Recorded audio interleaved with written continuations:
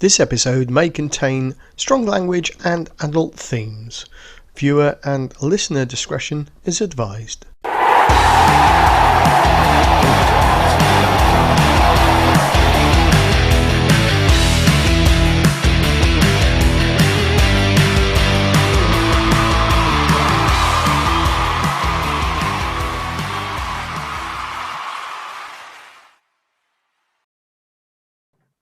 Well, 83%. welcome to, what's this, episode 50? It's our birthday in 2 weeks, believe it or not. So if you want to check us out up there and have a look at our social media, or go below the line where very few dare to go, and pop a comment and tell us what your favourite part of the last 12 months has been. We'll try and feature it on our 1 year anniversary. But say hello to the gang in my Celebrity Squares tonight. Say hi, gang. Right, gang. Hello, gang.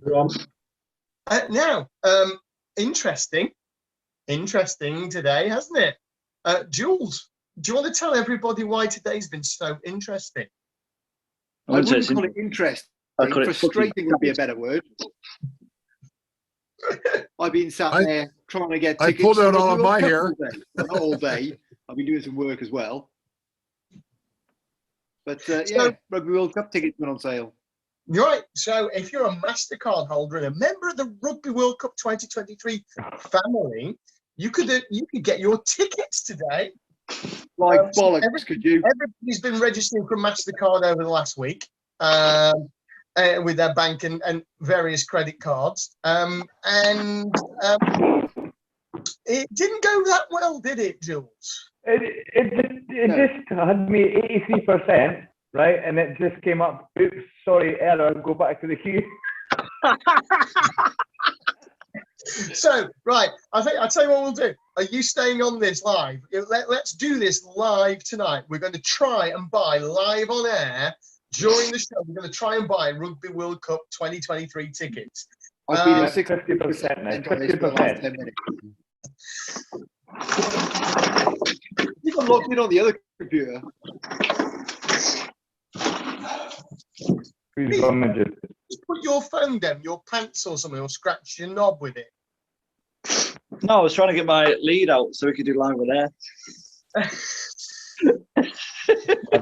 I'm glad you didn't see it with. I want to know where his lead's been. So, Jules, talk to us about the Rugby World Cup website ticket fiasco, because it's been. I got in quite early, to be honest, into the thing. It wouldn't let me buy any tickets. It wouldn't let me put anything in the shopping cart without errors coming up.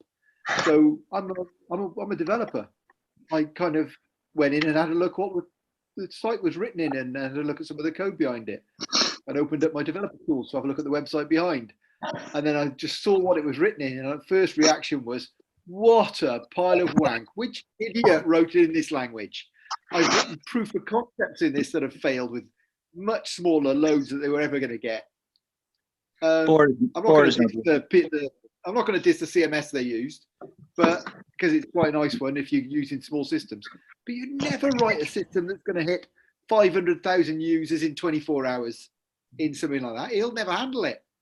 I was like, for fuck's sake, whoever designed that was they've got no clue on web architecture. Was he French? That's what the continuation here. There's a continuation theme today. Was he French? I thought you liked the French at the moment. Oh yeah, we loved the French when he was refereeing England.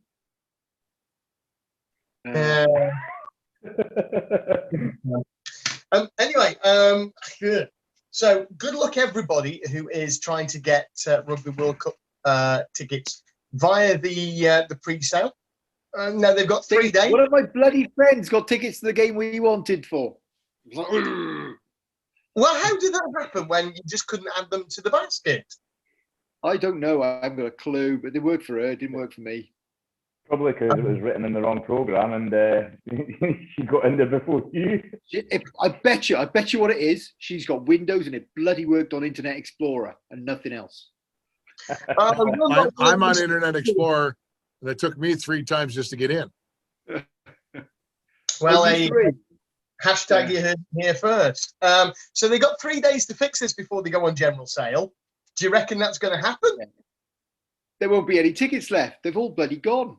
Well, come on. They've only released a certain amount on pre-sale. Yeah, but Not they've even packaged. So not even the French can be stupid enough to release all the tickets on pre-sale before they go on general sale.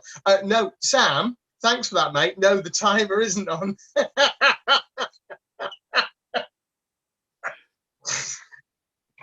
Happens every week. Happens every week. Anyway, I just want to say to everybody that young Chris is going to be hang on. Young Chris is going to be a little bit late tonight, and this is the reason why. I've gone on a run. I've lost track of time, so I'm going to do my half marathon. I'm at 8.5 miles now, so fuck knows how long I'll be. Probably about 45 minutes. Yeah, I don't know. But in short, I'm going to be late. Catch you in a bit. Now, if you believe that, you'll believe anything. Because last time that Christopher did a half marathon, this is what he did.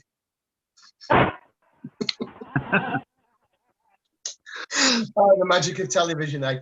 Anyway, so yeah, Chris is getting into the spirit of getting back to rugby. Rugby starts in some form. I say rugby starts in some form over here. What we can do is we can go outside and exercise at the end of this month, and then we're going to hopefully get on the road to recovery, or the pathway as it's called. And it's one of those things. Do you remember, hands up if you've got kids or you've had kids? I suppose if you've had kids, you've got kids, and vice versa. Anyway, so you know what you do about it, right? You've got 5 seconds to put your shoes on. And you count to 4, and then you go like 4 1/4, and 4 1/2, and 4 5/8. You know, we go up like that. Well, that I think is what the RFU's done, because we had A, B, C, D, and so forth last time. Now we've got E1, E2, E3, E4. So they've spread it out even more just to confuse the hell out of us. But hopefully we're going to rattle through those. COVID won't come back, and we'll all have a happy summer full of 7s, which would be rather nice, wouldn't it? But that means you lot over in USA, Malta, and Sweden have got to sort your shit out with your country. So get in touch with the leaders. Tell them to get their shit together so that you can come over here and work on our 7s program this year. And because it wouldn't be the same. Bless you, Mike. God bless Have we you, Mike. moved off the Rugby God World bless Cup you. bullshit? You what, bud? Have we finished with the Rugby World Cup bullshit? Have you got some more Rugby World Cup bullshit? Fuck yeah, Go! absolutely. I think it's an embarrassment how what kind of shit show that the website has been. The fact is if you go on the website, God forbid that you're on there waiting for 2 hours to get on the website, and you're able to get on the website and you've pre-registered, and then you go in there and you actually find tickets, go put them in your cart, or to acknowledge that that's the ones you're buying, and then you go put them in your cart, and guess what? They don't go to your cart. They poof, disappear. And that happened to me 4 times in the first time I tried to do it. And then 3 hours later, I finally got on again, which was now around 6:45 my time, because it was 3 o'clock in the morning when I had to do it. And I was able to do it twice on 2 sets of tickets, and it never made it to the cart. It's an embarrassment. That went into the cart were the follow your team ones. Everything else didn't fucking work. Maybe there's some. What? Should we just go time off? Can we have a video review, please, of and a TMO review of why the Rugby World Cup ticket website is not working, and whether the tickets were grounded and put in the cart, or whether they were dropped short of the line. Because I think the only way we're going to. I could tell you, but I just bore you with error numbers. I'll tell you why. Because the head person of IT is Pascal. Well, Below the belt, Pete. I think you picked the Where right word Roman's there, head Mike. was You this said weekend, I think. TMO. Was there a grounding, yes or no? I think that's the right wording you chose. Talking of grounding, Sam, what did Scotland do? Well, let's come on to that in a little bit, because I don't think we finished doing a bit of French bashing here. Okay. And to be fair, if you know the French that well, you'd understand why it doesn't fucking work. But carry on. Yeah, so here's the other part of it. Jules could probably verify this. If you're in the queue, you actually cannot go to your own profile or anything like that to see what's going on. You have to basically sit there in the queue waiting for a ball to go through the uprights. And even when it gets to the uprights, it could go, the wind could take it back and you end up at 70% again. Right? Yeah. So we gotta keep that in mind. I got in there. I got to the end of the queue and I couldn't fucking log in. Yep. And then when you get in there and you start selecting either a city or a team that you want to follow, whatever, unless God forbid you're actually fortunate enough to find a package that you want to purchase, you go select it, and then it goes into it doesn't make it to your cart yet because you got to confirm that you're selecting that, and then when you confirm it, it fucking mysteriously disappears out of your confirmation. It never makes it to your cart. Welcome to the French. And for those of us who know the French very well, we're not surprised. Phil, I appreciate that you are, but you won't be surprised. After all, the English World Cup crashed as well. That was run by a French company. How on earth could you possibly test that whether it's going to manage the data and manage that level of traffic? It must be really difficult. Quite easily. Load testing is a piece of piss. So next time load testing is easy. Rules goes down, we can all take the wet out of him as well. It didn't go as far as I know. Japan. You do when you've got mass volumes like this, so you know are going to turn up on day one, is you load test the shit out of it before you go live, and they haven't done it. The French, they only finished it last night. I mean, seriously, with all respect to everybody out there, I think it went fine with Japan. I could be wrong. Yeah. But when I went to go buy my tickets in Japan, I didn't have a problem. No, me neither. Maybe they should have. Maybe they should have subcontracted the Japanese to do that. Why wouldn't you just merge the whole fucking thing over and just change the teams, change the dates, and change the locations, and you have it already built out for you? Guys, I got all my tickets for Japan through the Swedish Rugby Union, though, so they went through the Rugby World Cup website. Well, there you go. I mean, that's something that works. Why don't you just ask that person to do it for you instead of trying to reinvent the wheel? Because if you reinvent the wheel, you get a puncture, as they did today in France. Anyway, it's time for a quick break. Or a broken chariot. We're going to be talking about the weekend's games. Lots of exciting faces, especially on the top row. We'll see you in a couple of minutes right after this.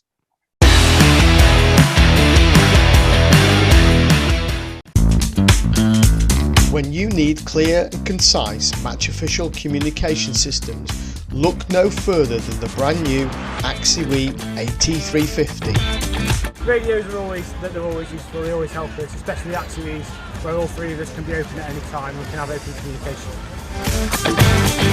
Available now from refcomsglobal.net. Investing profits into match official development worldwide.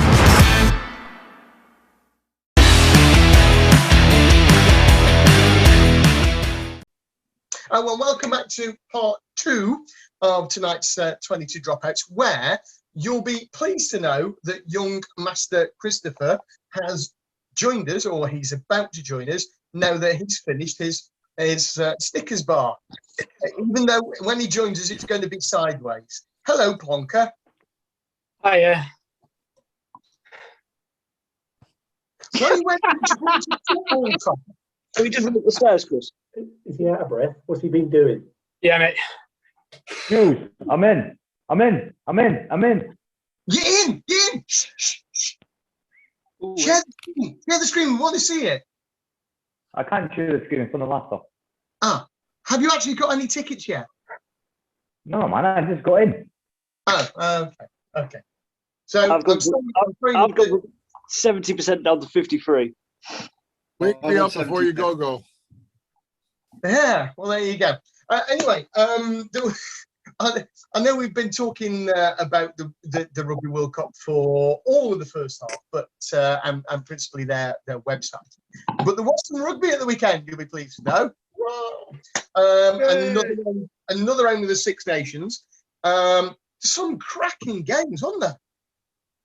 Oh, They weren't half bad, were they? And some poor games. The England game was much better. They started to play rugby instead of just playing the phases and playing the playbook that they've been told. And but they did leave some holes. They did leave some holes for them to run through, and to make it a tight game. And then yesterday's game as well was damn good. I really enjoyed that one. Ty Furlong's footwork was something else. Those Talk to us about that. You can go first, since you're top of my screen. Well, you got a big boy prop who's out here fucking stepping Stuart Hogg. He didn't step Stuart Hogg, he stepped freaking Finn Finn Russell. Russell, sorry. and a flat. Yeah, but And a that makes up flanker. for the fact that Finn Russell toasted him earlier on in the game, didn't he? That's true. Yeah. Now, to be fair, Is that us actually talking about the Ireland Scotland game, is it? yeah. Well, no, not really. We're going to talk about good stuff and bad stuff. We're not talking about games this weekend. But, right, how good are Scotland? Okay. Because there's only three people on that team, and that's Hamish Watson, Hogg, and Russell. Because the rest of them do fuck all. Because those three are just outstanding. And I hate to say it, Sam, if you lose, well, you did lose one of those at one point. But if you lost if you lost those three players, Scotland wouldn't stand a chance even against Italy. Yeah, I agree. There is obviously, if you lose some of the players, it kind of goes downhill. But I mean, Hoggy did a good job stepping in at fly half, didn't he, when Finn Russell had to go off for HIA. So he's played fly half before, because he even did it for the Lions, didn't he? But I know we're not really talking about games, but I think we should. So Scotland lost by 3 points, right? Okay. And we had no set piece. The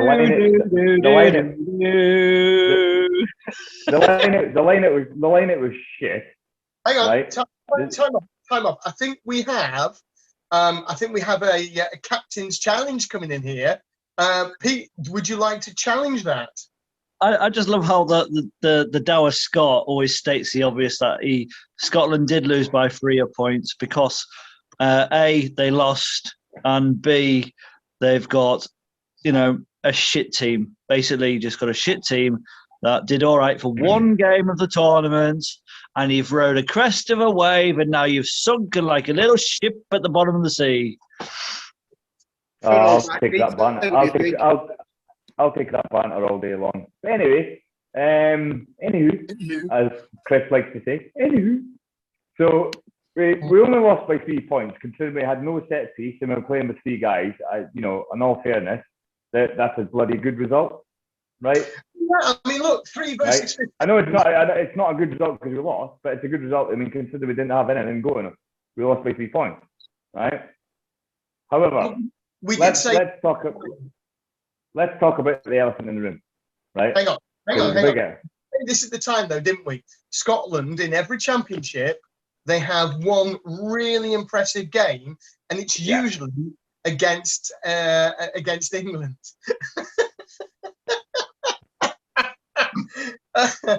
You're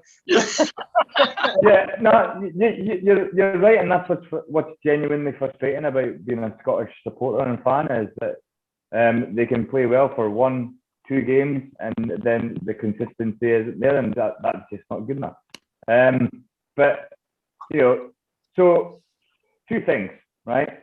Tell me if I'm talking shite or not. Pete, don't answer that yet. Talking shite. No. Sam, anybody that states that line is going to talk shite for the next bit. I'm not going to talk. Shut up, donkey. Right? So you've got a penalty that was given that was never a penalty that led to the try. That was never a try. He had his head buried in the bloody thing where the ball was held up for nigh on 10 seconds before he gave the try, right?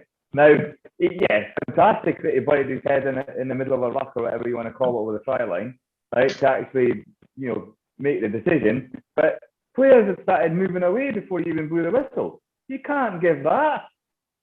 Bodies have moved since that's happened. It's like, no, scumbag. That's number one. Number two, the penalty was given at the end that won them the game, right, was given before the 75th minute, right? The tee came on, and it was over 76 and a half minutes before he fucking kicked the ball. How long do you get for a penalty? 90 seconds. No, we have an answer. We're just waiting for you to finish your rant because you're wrong one. 60 seconds for a penalty, right? No one knows. 90 seconds. 90 seconds. 90, I think. 90 seconds. Is it went up to 90, is it? Yeah. For a penalty? I thought it was 90 for a conversion. No. Yeah, it's 90 for a conversion, 60 for a penalty. Right, okay, so 60 seconds, and he takes well over a minute and a half. The time starts when the tee comes on the pitch. Hello, disallowed? Come on. Now, sorry. Whoa. Right? And the other part here as well, consistency, right? The penalty that was never a penalty that led to a try that was never a try. The player didn't release, even the guy got up and said, ref, what's going on? Even the commentators came in and said, that's never a penalty. They didn't release the player on the tackle. Come on, consistency. But anyway, that's my little, I will say one thing. I think this is like in all the years that I've been watching the Six Nations, which is granted isn't very fucking long. This is the most that we've talked about refereeing decisions throughout the tournament, without a doubt. This is the one tournament that has raised the most eyebrows in regards to refereeing decisions. Yeah, because the French are involved the most. Well, it's the start of the French Revolution. I wanted to be diplomatic about it, but if we're going to go down that route, then yeah. Yeah, it's the start of the French Revolution. I can't wait. I can't wait for the first person when Wales win the tournament, which I think they will. Okay, when Wales win the tournament, and the first person that photoshops Pascal with the winning team holding the trophy up, but that would make my. It's going to be like a Bernie Sanders thing going on, isn't it? But I'll just the thing is though, like I don't think that the standard of refereeing is anywhere higher than either in the UK or in NZ. Other than that, I don't think like the standard of refereeing is good enough to be international, to be perfectly honest. And by UK, you mean England, obviously. I mean England, sorry, yeah. Yeah. In the Gallagher Premiership and in Super Rugby Aorta. Other than that, I don't like the standard of French reffing is nowhere near good enough to be international. Well, how do you rate the other teams? And we won't go there because we know they have to use them regardless of whether they're at the right level or not. Now, I do have one little thing I've got to say to you here, Sam. Wales were in controversy in 2019 with you. So Sam talked there about consistency. Decisions.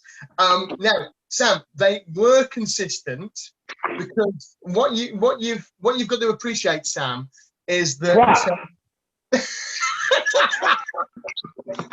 what you've got to appreciate, Sam, is this one fact. They were never going to disallow anything, a French referee, for making a mistake. It happened with England. They let that one carry on. They're going to let yours carry on. You've got to suck it up, boy. Listen, it sucked up, absolutely. But did you hear Romain Poix saying to Sexton, it's okay, don't worry, stay calm. I'll tell you that time's going to go on. I thought Rowan Platt had a quite good game actually on Sunday. So did I. Yeah, I don't think he had a bad game at all. I don't think he had a bad game. I thought there was one little bit of a decision where he gave the try, said I could see the grounded, and I was like, hang on a minute, have I actually seen it? Well, he had his head like basically underneath the damn thing. Did you disagree with me? Oh, were you on about that game, Sam? Were you on about that game? No, I wasn't. Sorry, I thought you were on about a different game. So, who else in their refereeing career has managed to do the splits quite as well as Roman did and get right down like he's jackling for the ball to get his head almost on the floor, but without going off his feet. Because I tell you what, that's some athletic shit going on there.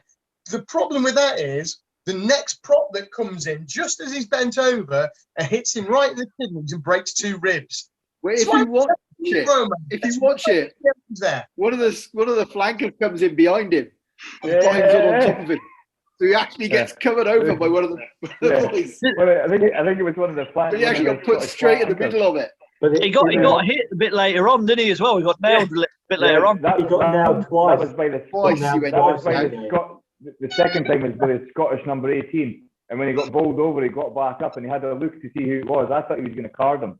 Not being funny, because he really did give him a proper nudge out the way. Like, I thought he would have carded him. To go and get a new whistle because he's got covered in mud. That's what that was from there. He stopped the game, but he couldn't blow the bloody. I didn't hear a whistle there, and he's like, "I need a new whistle." It was funny. So I was going to say that was a very well French. I don't care. Now, You know why I don't care? Because we're winning. Yeah. And before we go for a break, any more outstanding play that we saw at the weekend? I thought the French second try was class. The one from the set piece line out. I thought it was just some really nice rugby. I think if you go back and look on review, player was inside. He moved before the line out was over, so he's inside the 10. So you should come back for that. You said this wide angle, Daryl, on our chat, that they were quite clearly within the 10 before the ball was delivered. But it's something that I know referees at the moment are holding both teams back, and they're making a big point out of it. But are they actually succeeding?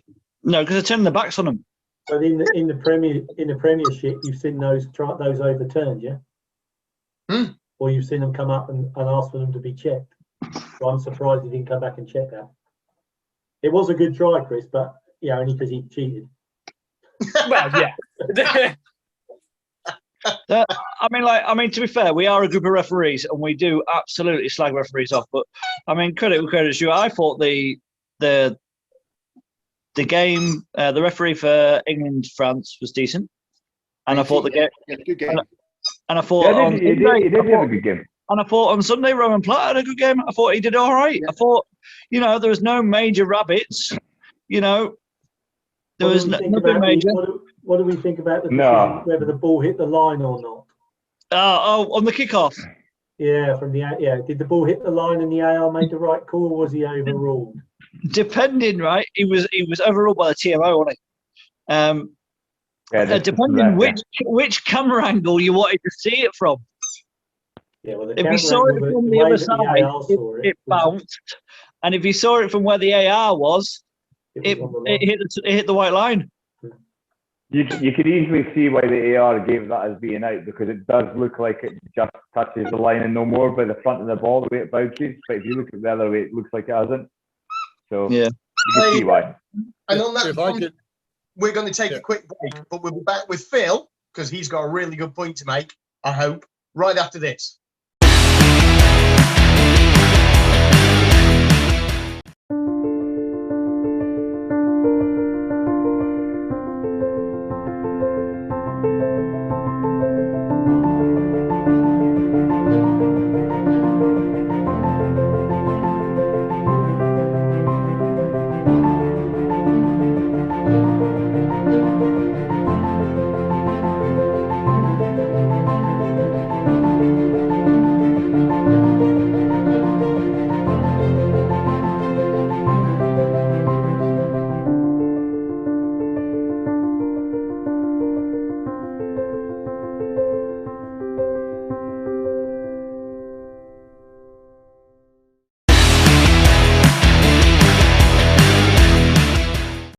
Well, if you didn't notice, tonight our special guest is Super and Sweep. The problem is their camera's not working, but you can hear them in the background. Anyway, welcome back to the 22 Dropouts, where just before the break, Phil had got something really important to say. So we're going to ask Phil what was really important. I don't know if it's really important, but we're spending a lot of time talking about the TMO responsibilities, right? And to be fair, I think the TMO responsibilities are going too far. If we're splitting hairs on whether a back line is approaching before the line out is done, and it's not being managed by the field, the match officials and everything else, why is that the TMO's responsibility? I don't understand it. We're getting too pedantic, and therefore we're taking away from the enjoyment of the game. Now, if you're the other team, you're going to say, well, they need to be held back. Well, then the responsibility is by the match officials on the field, not the person in the commentary box or in the TMO box. That's where my heartburn comes. I think the TMO has a responsibility of looking for foul play and adjudicating decisions that are on field in order to support the decision on field.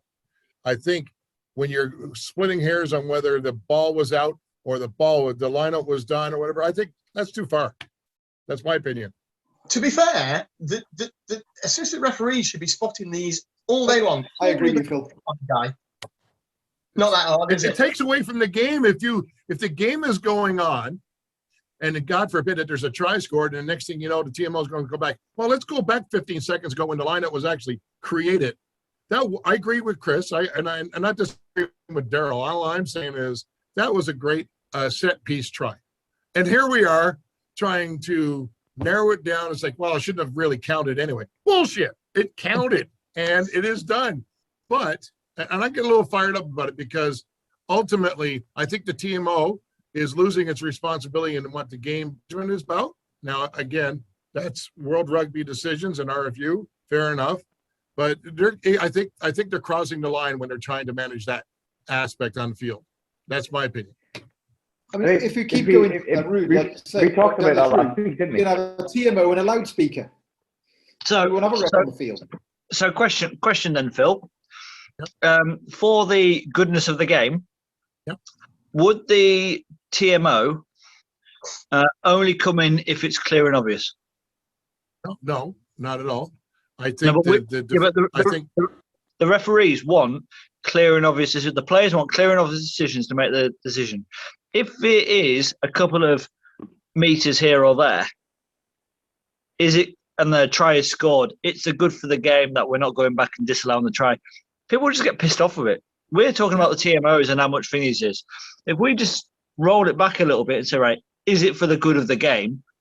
But then on the other factor, you've got the cheating bit. Well, it's cheating. Is it the good of the game because they're cheating? And the whole point is, I don't consider it cheating. I think it's taking advantage of the referee not doing his or her job on the match officiating. I think that the TMO's responsibility, and I just reiterate it, I think we can go too far. The fact is, when we look at the laws of the game, there are laws. If you get caught, and we're using now technology to catch people, that's not in the spirit of the law. I don't believe it is. And on that UK government, that's why speed cameras are not in the spirit of the game. and to that end, how many people isn't that right? Fucking isn't that right, Pete? Yeah, that's right, Pete. Isn't that, mate? But if you look at why the TMO's powers were changed, it's because you'll get, would you want the Rugby World Cup final winner decided by a decision that the referee missed on field? If England lost, hell yeah. If Wales lost, though, Julian. Okay, Daryl, answer your question is that the answer to your question, Daryl, is we want the best for the game, no doubt. I'm not taking away the responsibility of a TMO, but I do think we're splitting hairs whether the back line is coming up a half a fraction of a second early, which means they get a 1 meter head start. Yeah. If that's the case, then why not you just use the GPS to validate everybody's position on the field? Because that's where that's going to go. There, you could use technology, and we can have, like Newcastle have got those little sensors on their neck that they wear for the concussion.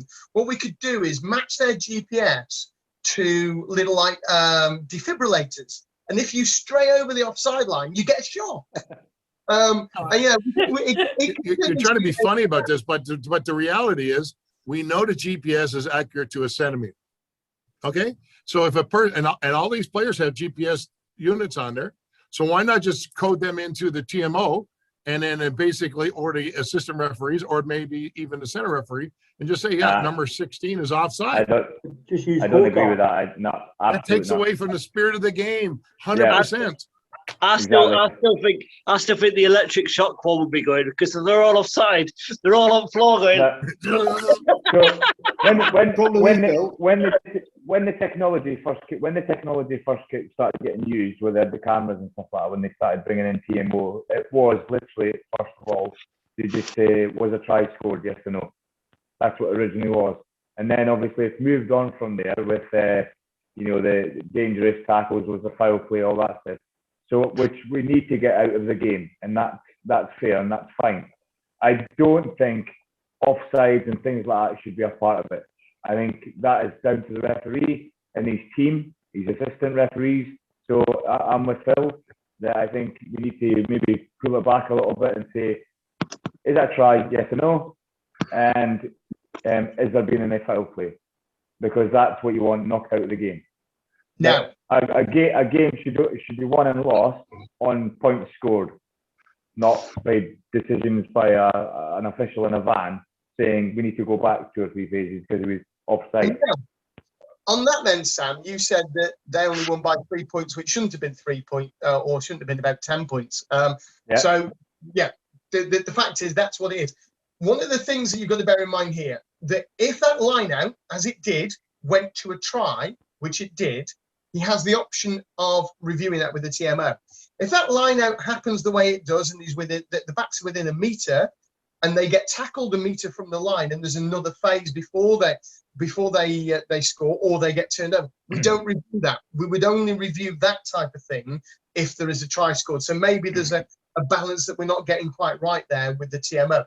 Anyway, enough about TMOs. It's Daryl's turn to add one more thing before I go on to the next thing. Before we talk about, so Sam, in the Scotland game, the TMO came back and clarified that there'd been no contact with the hands for the try by Finn Russell.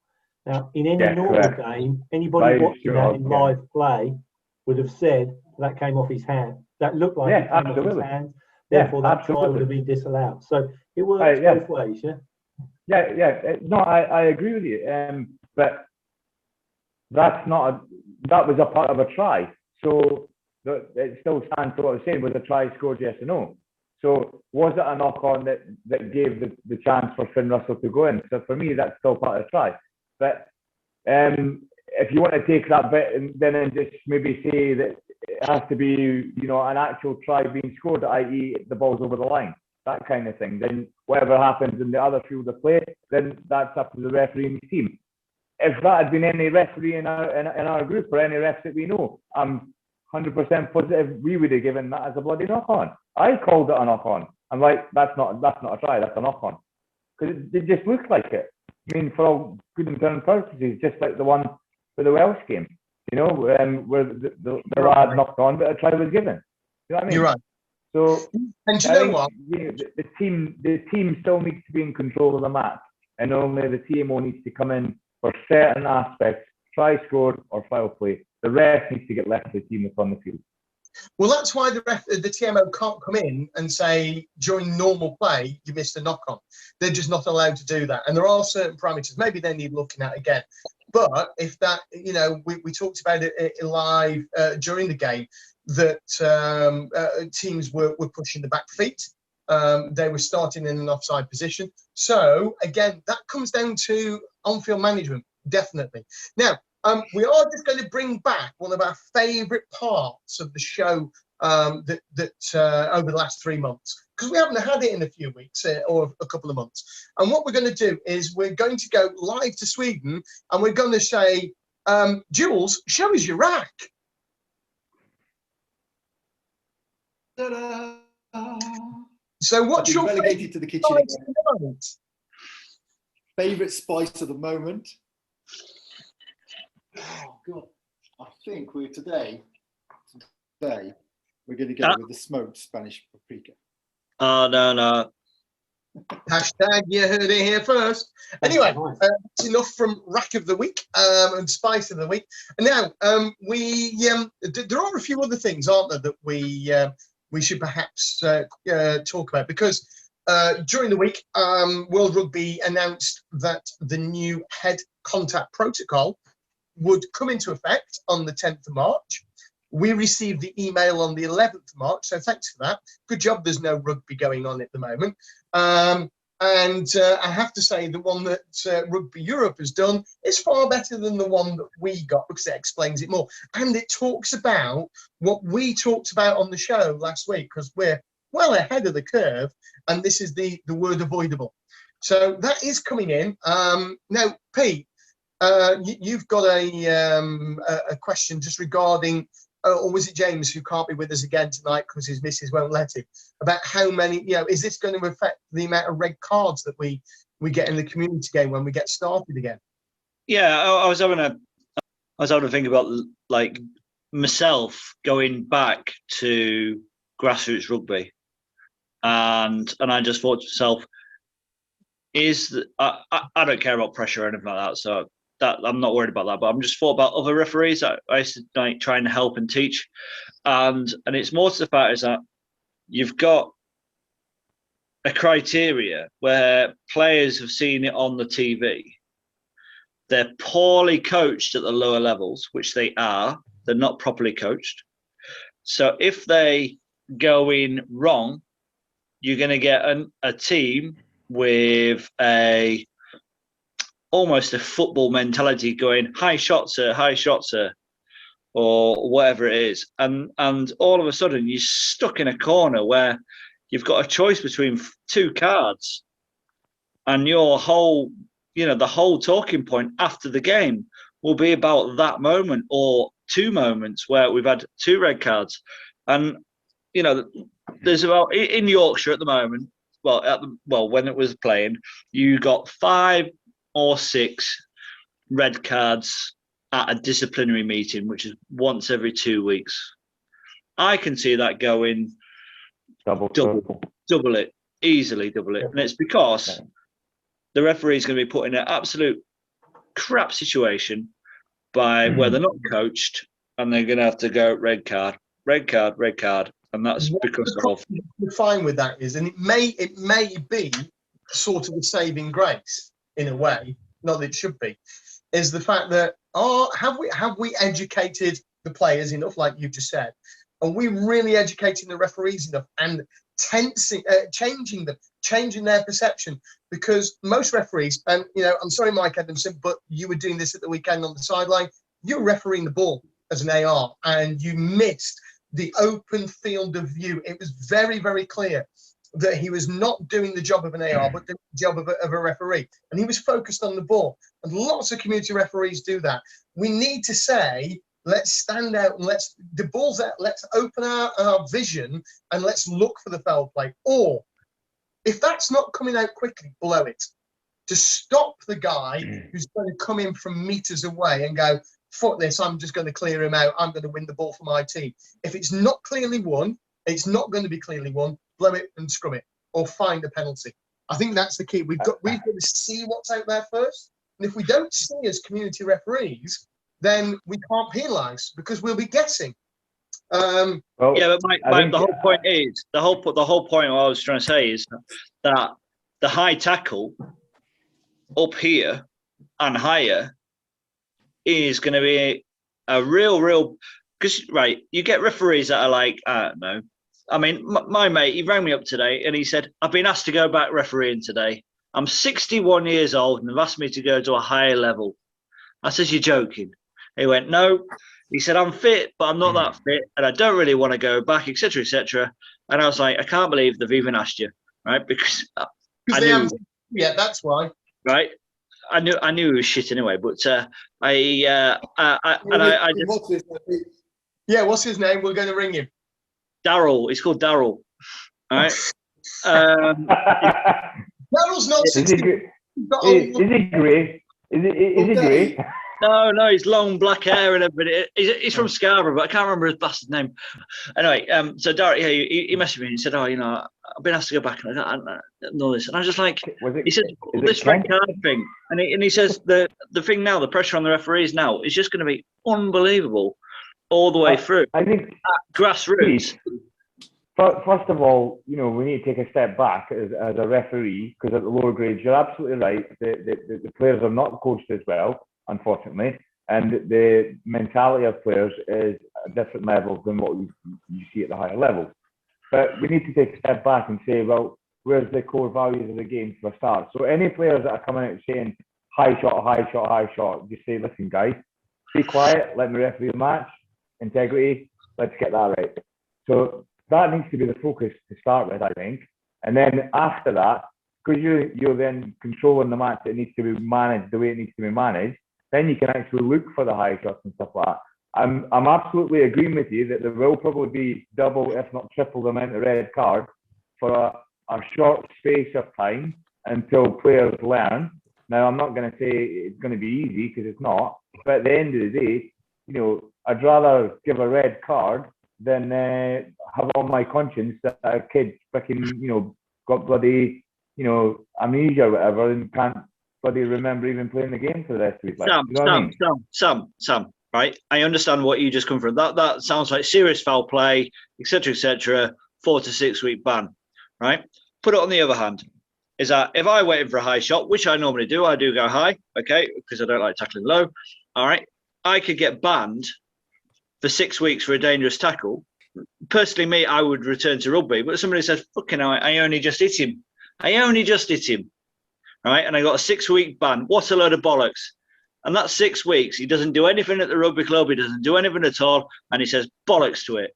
And he'll go off and he'll do a different sport. And all of a sudden that team's down one person. Rugby's down one person. And it's a double-edged sword. I'm not saying let's everybody give a free-for-all to go in for high tackles. And there's got to be a common sense approach now, right? Where the RFU pull their finger out and they go into these little clubs, and it not just send them little videos on YouTube or whatever it is to say, this is what we're wanting. Because that's what they need. They all think, oh, it's a great way of doing it and all this lot. You've got all these people that are on, RFU cars and RFU this and RFU that, etc., driving around the country on this, giving courses that take up 10 weekends of the year or whatever it is. And I just think to myself, what a load of shit, right?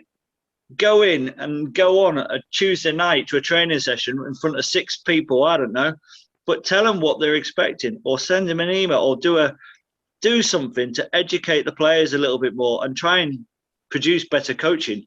Because at the moment, the RFU are just going to go backwards, because a level 2 coach takes 2 weekends and a Sunday. Yeah, I'm glad you said that, Pete. I'm glad you had that little rant, because that's exactly what we do over here. What, 2 weekends? The point you've made where people could drop out and try another sport on a long ban has an impact in England, but imagine the impact it has on a small rugby country like Sweden, where we lose one player. That's a massive impact on the whole game. Yeah. So we actually do go out to clubs and say, we want you to tackle here, we want you to come down here, we want you to do this. And we volunteer our time to go and do it. And it's a good response. It's a good thing. And the clubs are really appreciative of it. Yeah. The problem we have is we don't have enough people to do it. Finland took the ban book, said, well, our season is only 4 months long. We can't have a 6 week ban because that's a whole friggin' year. So they took the RFU or the World Rugby recommended ban levels and made the same thing, but made it fit for Finland. So that if you do a high shot, it's not a 6 week ban, it's a 2 week ban or a 1 week ban. So you don't lose the player to another sport. It's proportionate to the length of the season. We've got a very long season, as does. They change it. It's proportional to the length of the season. So yeah, that's exactly how we do it in Malta. That's how we do it in Malta as well.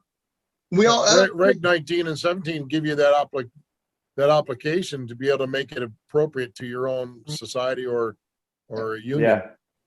Yeah, our season is very, very short in Malta, so it's pointless. If you get a 20-week ban or something like that, I think generally, don't quote me on it, but I think we half what the recommendations are, because the season's literally half. So we've also got certain laws in Sweden that we can't. Some people get a life ban in the UK, or a 4-year ban. I've seen in the last few weeks for somebody. You can't do that here. It's illegal. 2 years is the max. All right. The law. Right. It's the country law, is it? Right. Yeah. Oh, okay, interesting. Now, just before we go, because we've carried on for quite a long time tonight. Did anybody notice? Oh, sorry, Mike, but did anybody notice that like Chris did a Superman in a phone box and got changed?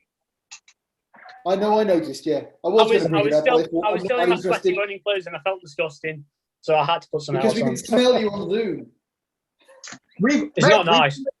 We already saw your half marathon, sorry, Snickers bar earlier on, so we know what you've been up to. Anyway, before we go, I'm going to come to Daryl because I know he's the administrator of choice. He's the guy who reads all the memos and all the emails. And Daryl, just talk us through the email that Eddie Jones seemed to have missed this weekend, will you?